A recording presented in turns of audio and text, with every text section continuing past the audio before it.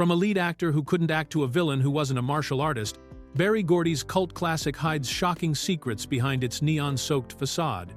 The movie that gave us the glow was born from desperate budget cuts, featured future Hollywood stars in tiny roles, and nearly collapsed when they couldn't secure Bruce Lee footage. Here are 15 weird facts you didn't know about The Last Dragon. Fact 1. Denzel Washington auditioned for both hero and villain. When casting began for The Last Dragon in 1984, the filmmakers weren't just looking for any actors, they were searching for someone who could embody the unique blend of martial arts skill and dramatic presence that the story demanded. What makes this casting process truly remarkable is that Denzel Washington, who would go on to become one of Hollywood's most respected actors, actually auditioned for not just one role, but both the hero Leroy Green and the villain Shonuff. At the time, Washington was still building his career and hadn't yet achieved the massive success that would come with films like Malcolm X and Training Day. The casting directors were clearly impressed enough with his talent to consider him for either the peaceful martial artist Bruce Leroy or the flamboyant Shogun of Harlem. This dual consideration shows just how versatile Washington's early performances were, demonstrating his ability to potentially play both the Zen-like hero and the over-the-top antagonist. Washington wasn't the only future star vying for these coveted roles. The audition process became a who's who of actors who would later become household names. Wesley Snipes, who would go on to star in the Blade trilogy and other action films, was also in the running for the lead role. Lawrence Fishburne, later known for The Matrix and countless other acclaimed performances, competed alongside Mario Van Peebles and martial artist Billy Blanks, who would become famous for his fitness programs. The competition was fierce, with each actor bringing their own interpretation to the characters. Ultimately, the filmmakers chose the unknown Taimak for the lead role, partly because of his authentic martial arts background, and partly because they wanted someone who could be molded into the character. Julius Carry won the role of Shonuff, creating one of cinema's most memorable villains. Fact 2. The star was cast last, despite being the lead. In one of Hollywood's most unusual casting stories, Taimak, who would become the face of The Last Dragon, was actually the very last person to be cast for the film, despite playing the main character Bruce Leroy. This backwards approach happened because the 19-year-old martial artist had absolutely no acting experience whatsoever when he walked into his first audition, making him an unlikely choice for such a major role in a $10 million production. Taimak's path to stardom began when he heard about the casting through the martial arts community, where word was spreading that filmmakers were looking for a person of color to lead their new kung fu movie. At the time, he was training with Ron Van Cleef, who had been hired as one of the fight choreographers for the film. When Taimak showed up for his first audition wearing his karate uniform, he was completely unprepared for what awaited him. He later admitted that he was so naive about acting auditions that he thought they would have him perform martial arts demonstrations rather than read from a script. The first audition was a disaster. Taimak had no idea how to act and performed terribly when asked to read lines. He was so heartbroken by his poor performance that he went home and spent an entire month working on the script and learning basic acting techniques. When he returned for his second audition, this time in front of Gordy himself, the improvement was dramatic enough to win him the role. Once filming began, the real work started. Transforming Taimak from a martial artist into a convincing actor became one of the production's biggest challenges. The filmmakers assigned multiple acting coaches to work with him throughout the filming process, including executive producer Gordy, who personally took time to help develop Taimak's performance skills. This intensive on-set training was necessary because the entire movie depended on audiences believing in his portrayal of the earnest, Bruce Lee-obsessed martial artist. Fact 3. Shonuff wasn't actually a martial artist. Julius Carry, who delivered one of cinema's most memorable martial arts villain performances as Shonuff the Shogun of Harlem, had a surprising secret that would shock most viewers of The Last Dragon. Despite convincingly portraying a fierce martial arts master who could supposedly defeat anyone in New York City, Carey didn't actually know any martial arts when he was cast in the role. His background was purely in traditional acting, having trained with theater companies like the Chicago Actors Repertory Company, where he performed for 4 years before moving to Los Angeles. When filming began, Carey found himself in the unusual position of needing to learn martial arts quickly enough to make his fight scenes look believable. The production brought in Ron Van Cleef, a legendary martial artist from the Bruceploitation era who had appeared in numerous kung fu films, to serve as the primary fight choreographer working with Carey. Van Cleef had the challenging task of teaching a complete novice how to move, fight, and carry himself, like someone who had been training in martial arts for decades. The training process was intense and sometimes frustrating for Carey, who was used to relying on his acting skills rather than physical combat techniques. During one particularly difficult training session with fighting sticks, Carey became exhausted and his arms were getting bruised from the repetitive practice. In a moment of frustration, he told the fight trainer, "I'm an actor, not a martial artist." When asked what he planned to do about the situation, Carey responded with perfect deadpan delivery in his booming show-enough voice, "I'm going to Burger King." What made Carey's performance so convincing was his natural athleticism combined with his exceptional acting ability. He threw himself completely into the physical demands of the role, working closely with his stunt double master Billy Taylor to perfect the more complex fight sequences while handling many of his own action scenes. Fact 4. Vanity was Prince's replacement for Purple Rain.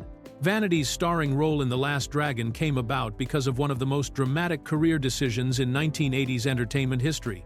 Born Denise Matthews, Vanity was originally supposed to play the female lead opposite Prince in his breakthrough film Purple Rain, but she abruptly walked away from both the movie role and her music career with Prince in August of 1983. This sudden departure meant that the role, which could have made her a major movie star, instead went to Apollonia Kotero, while Vanity found herself looking for new opportunities. The split between Vanity and Prince was both personal and professional, as the two had been romantically involved while she served as the lead singer of Vanity 6, the girl group that Prince had created and named after her. Their relationship had become complicated, and when Motown Records offered Vanity a solo recording contract, she saw it as a chance to establish her own identity separate from Prince's influence. This decision meant leaving behind not only a guaranteed starring role in what would become a hugely successful film, but also walking away from Prince's guidance and the established success of Vanity 6. Berry Gordy, the founder of Motown Records, was eager to launch Vanity as both a recording artist and movie star. After signing her to a 4-picture deal, he immediately cast her as Laura Charles in The Last Dragon, giving her the opportunity to showcase both her acting abilities and her musical talents. The film's soundtrack featured her song Seventh Heaven, which became part of the movie's musical landscape.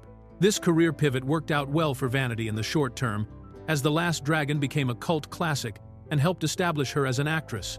However, it's interesting to consider how different both her career and Purple Rain might have been if she had stayed with Prince's production. Instead, her departure created a fascinating what-if scenario in entertainment history. Fact 5.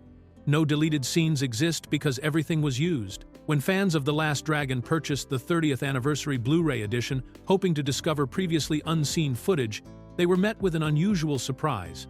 Unlike most movie releases that include deleted scenes, alternate takes, or extended cuts as bonus features, The Last Dragon contains absolutely no deleted scenes because none exist. This wasn't a decision made during the home video release process, but rather a result of the incredibly efficient and budget-conscious way the film was produced back in 1984 and 1985.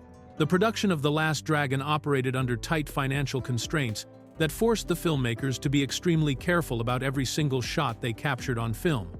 In an era before digital filmmaking made multiple takes and extensive footage more affordable, every foot of film stock cost money, and the producers couldn't afford to waste resources on scenes that might not make it into the final cut.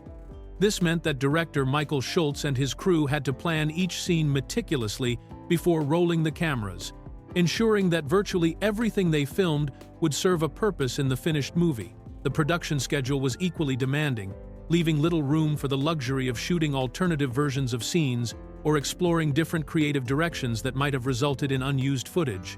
The cast and crew worked with the understanding that they needed to get each scene right the first time, since there wasn't budget allocated for extensive reshoots or experimentation with different approaches to the same material. This approach to filmmaking was actually more common in lower-budget productions of the 1980s, where efficiency was essential for staying within financial limits. However, it's rare to find a film where literally every single frame that was shot made it into the theatrical release.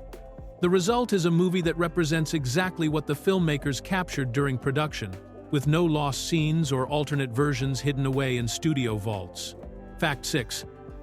The arrow-catching stunt took 2 hours to perfect, One of the most impressive moments in The Last Dragon's opening sequence shows Leroy Green demonstrating his martial arts mastery by karate chopping an arrow in mid-flight as it soars past him during his training session.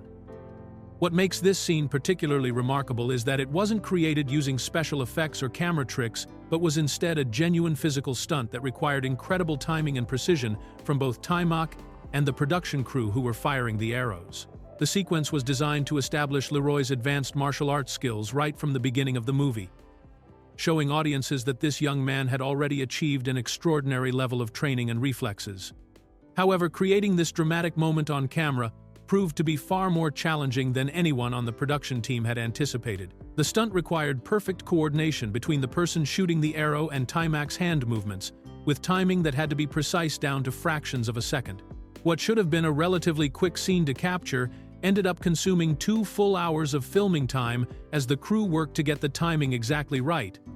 Multiple attempts were needed because the arrow had to be fired at just the right moment and trajectory for Taimak to intercept it safely with his karate chop. The safety considerations were significant, since even a small miscalculation could have resulted in injury, meaning that each attempt had to be carefully planned and executed. The persistence paid off when they finally captured the perfect take that appears in the finished film. The successful completion of this stunt gave the production team confidence that they could achieve other ambitious action sequences throughout the movie.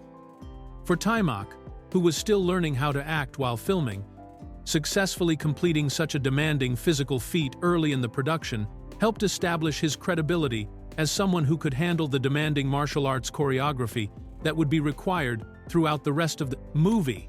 Fact 7.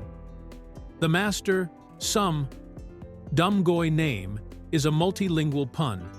One of The Last Dragon's most clever jokes is hidden in plain sight through the name of the mysterious martial arts master that Bruce Leroy spends much of the movie trying to find. When Leroy's sensei tells him to seek out Master Som Dum Goy at a fortune cookie factory, most viewers assume this is simply a Chinese name that fits with the movie's martial arts theme. However, the screenwriters actually created this name as a sophisticated multilingual pun that works on multiple levels and reflects the film's broader themes about cultural identity and mixing. The name Som Dum Goy is designed to sound authentically Chinese to English-speaking audiences, with the 3 syllables following patterns that many people would recognize from other Chinese names they've encountered. However, when spoken aloud, these syllables combine to form the phrase Som Dum Goy, where Goy is a Yiddish term that refers to a non-Jewish person.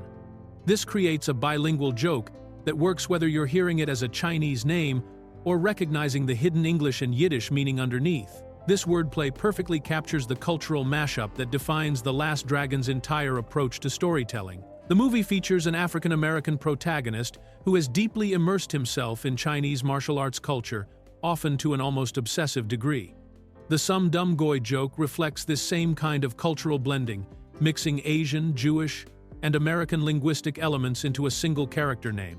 The pun becomes even more meaningful when Leroy finally reaches the fortune cookie factory and discovers that Master Som Dum Goy doesn't actually exist as a person, but is simply a computer program that generates fortune cookie messages.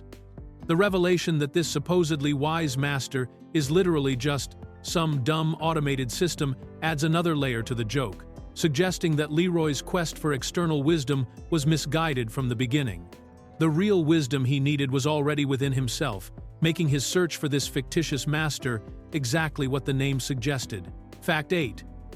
William H. Macy had a tiny early career role. Long before William H. Macy became known for his Oscar-nominated performance in Fargo or his starring role in the television series Shameless, he was just another struggling actor in New York trying to land any role he could get to pay the bills. During this period of his career in the mid-1980s, Macy accepted a very small part in The Last Dragon that would become a fascinating piece of trivia for movie fans who later discovered his brief appearance in the cult classic. In the film, Macy plays a character named J.J., who appears to be some kind of producer or manager working on the television show that Vanity's character Laura Charles hosts. His role is extremely limited, consisting of just a few scenes where he tries to convince Laura to allow the mob boss Eddie Arcadian's girlfriend's music video to play on her popular video program. The part was so minor that many viewers don't even notice Macy's presence during their first viewing of the movie, especially since his character appears in what are essentially background business scenes. What makes this appearance particularly interesting is how Macy was credited in the film's end titles. Rather than using his full name as he would in later, more prominent roles, the credits list him simply as W.H. Macy, which was how he often appeared in projects during his early acting years when he was still establishing his career. This shortened version of his name was common practice for actors who hadn't yet achieved the level of recognition that would make their full name a selling point for audiences. The role represents the kind of small, unglamorous work that many future stars take on while building their careers and waiting for their breakthrough opportunities.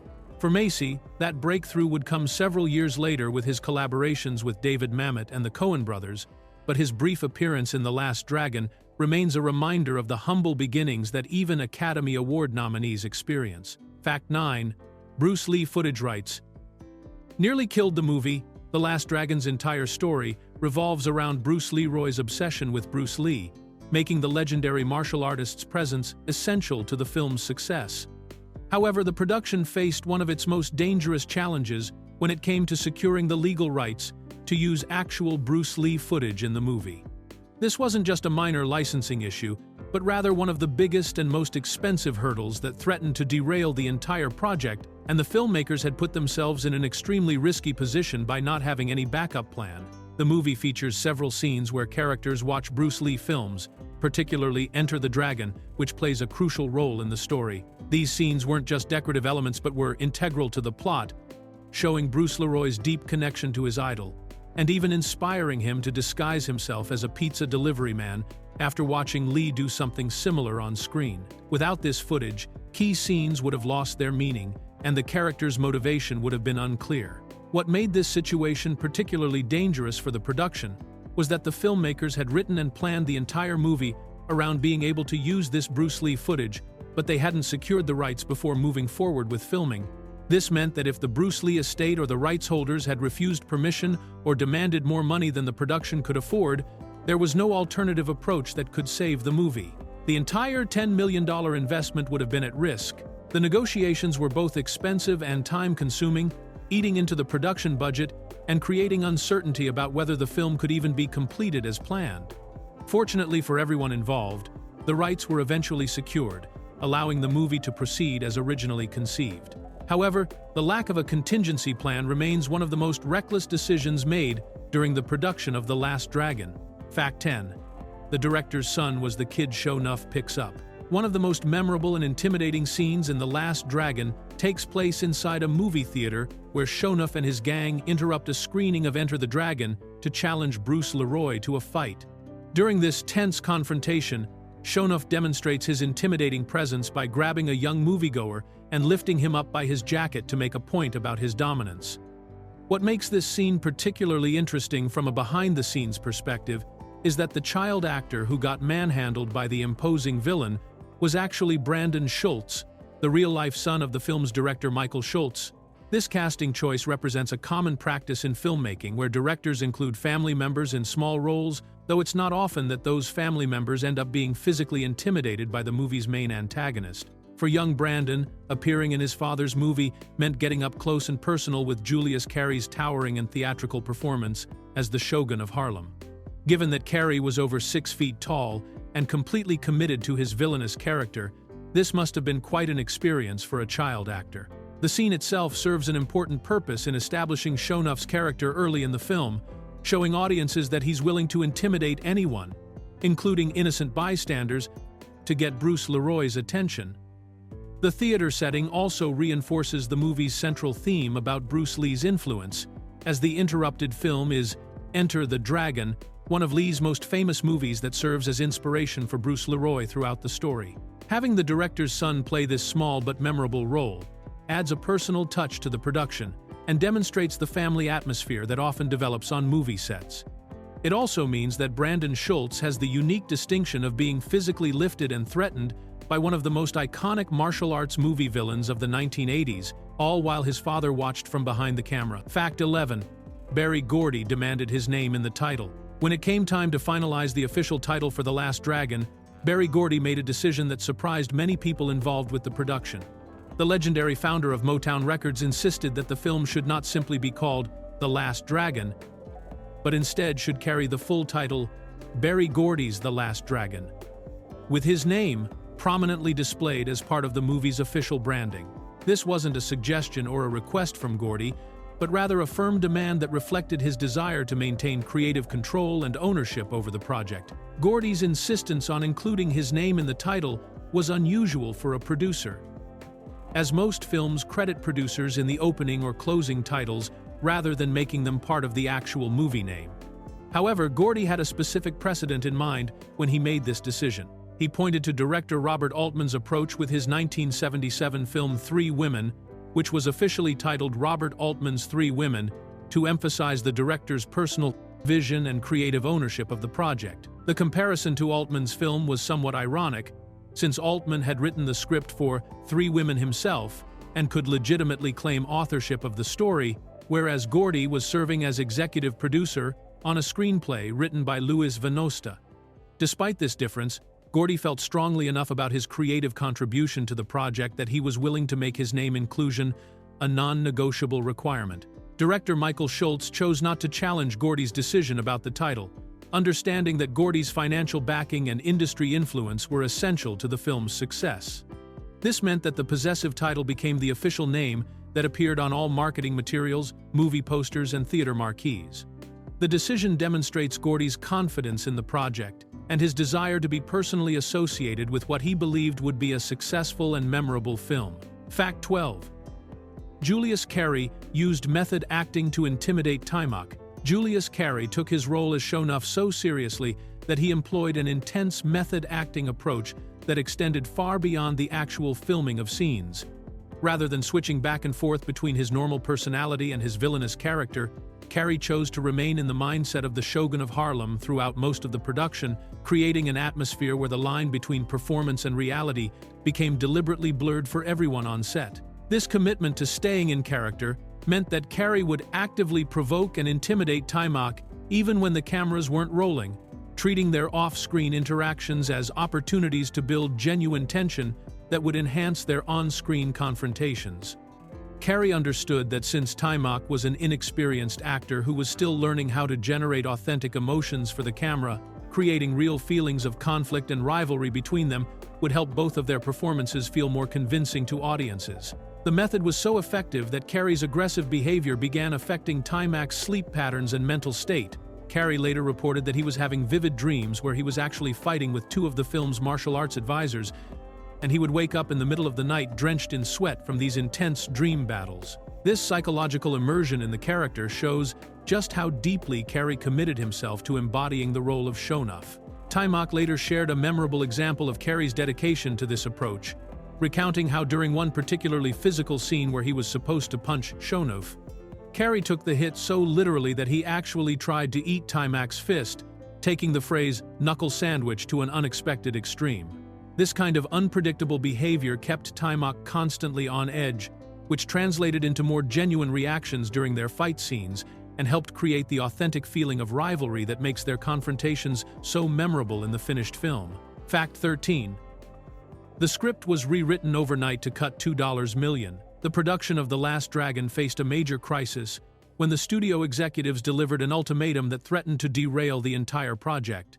The filmmakers were told they needed to cut $2 million from their budget immediately, which represented a substantial portion of their total $10 million production cost.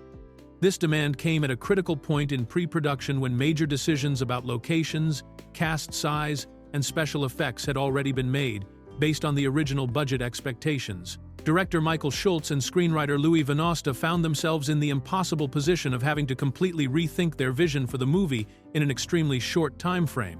Rather than requesting weeks or even days to figure out how to accommodate these massive budget cuts, the studio pressure was so intense that Schultz and Vanosta decided they had to solve the problem immediately. They checked into a hotel room and committed to working through the entire night to rewrite the script in a way that would eliminate the most expensive elements. The all-night rewriting session became a test of endurance and creativity as the two men tried to preserve the heart of their story while cutting expensive scenes, locations, and special effects sequences. At some point during the marathon writing session, Vanosta became so exhausted that he fell asleep, leaving Schultz to continue the work alone. Rather than wake his collaborator, Schultz made the dramatic decision to delete 40 full pages from the script on his own, removing entire sequences and plot elements that would have been too costly to film. When Vanity woke up the next morning, he discovered that a significant portion of their original screenplay had been eliminated overnight. The two men then spent the rest of the day working together to recreate and rework the material that had been cut, finding ways to tell the same basic story with fewer resources and simpler production requirements that would fit within their reduced budget constraints. Fact 14. Real locations include a kosher Chinese restaurant. The Last Dragon's production team chose some truly unique and authentic New York City locations that added genuine character to the film, including one particularly unusual restaurant that perfectly captured the movie's theme of cultural mixing. Bernstein's on Essex was a real kosher Chinese restaurant that the filmmakers discovered and decided to use as a filming location, keeping all of the restaurant's original decor completely intact during shooting. This choice reflects the same kind of cultural blending that defines the entire movie, where Jewish dietary laws meet Chinese cuisine in a way that mirrors Bruce Leroy's fusion of African-American identity with martial arts traditions. The decision to use Bernstein's on Essex with its existing decor meant that audiences were seeing an authentic piece of New York's diverse restaurant scene rather than a Hollywood recreation. Kosher Chinese restaurants represent a fascinating aspect of urban American culture, particularly in cities like New York, where different immigrant communities have influenced each other's food traditions over decades. By filming in this real establishment, the production added a layer of authenticity that would have been difficult to recreate on a studio set. At the opposite end of the location spectrum, the film's climactic fight scene between Bruce Leroy and Shonuff was filmed in one of Manhattan's most atmospheric abandoned buildings, the Washburn Wire Works, a massive abandoned wire factory located in Spanish Harlem at East 118th Street and the East Side Highway, provided the perfect industrial backdrop for the movie's final confrontation. This location was described by the production team as both disgusting and dangerous, but it offered exactly the kind of gritty, dramatic setting that the climactic battle required. The wire factory had been abandoned for years by the time filming began, and its deteriorating condition actually enhanced the apocalyptic feel of the final fight sequence. The building has since been torn down, making The Last Dragon one of the last films to capture this piece of New York's industrial history. Fact 15. 2 songs were nominated for Worst Song Razzies. The Last Dragon achieved the unusual distinction of having not just one, but 2 of its songs nominated for Worst Original Song at the 1985 Golden Raspberry Awards, which annually recognize the year's most questionable achievements in filmmaking. The Golden Raspberries, commonly known as the Razzies, are intended as a humorous counterpoint to the Academy Awards, celebrating movies and performances that critics consider to be particularly poor examples of their craft. The 2 songs that earned these dubious honors were the film's main title theme, which was produced by Richard Perry, and Vanity's contribution to the soundtrack, a song called Seventh Heaven. These nominations put The Last Dragon in the awkward position of being recognized for having some of the worst music of the year, at least according to the Razzie voters, who tend to focus on movies that they consider to be campy, over the top, or poorly executed. What makes these nominations particularly ironic is that The Last Dragon's soundtrack was actually a commercial success, demonstrating a significant disconnect between critical opinion and popular taste. The most successful song from the movie wasn't even one of the Razzie nominees, but rather Rhythm of the Night by DeBarge, which reached number 3 on the Billboard Hot 100 chart and number 1 on the Billboard R&B charts. This song became a major hit and helped drive sales of the entire soundtrack album. The Razzie nominations highlight the broader critical reception that The Last Dragon received when it was first released.